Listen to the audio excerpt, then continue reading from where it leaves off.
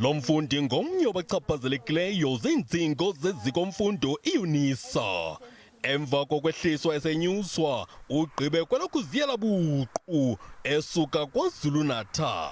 I've been emailing Unisa, phoning them, but no response. So today I decided to come just to collect my qualification. Akanasihlobo iPitoli kunyanzeleka gxabha-gxabhisa abuyele emva okungafumaneki kwakhe iziqinisekiso kumchaphazeleka nobomi. For sure, I'm not alone. A lot of us. I'm so disappointed with Unisa. Eliziko-mfundo libhala phambili ngezifundo zangaphandle kodwa kutshanje lithwaqwa ziingxaki. If it was money related, students would be gladly be paying that fee so that they can get their certificate.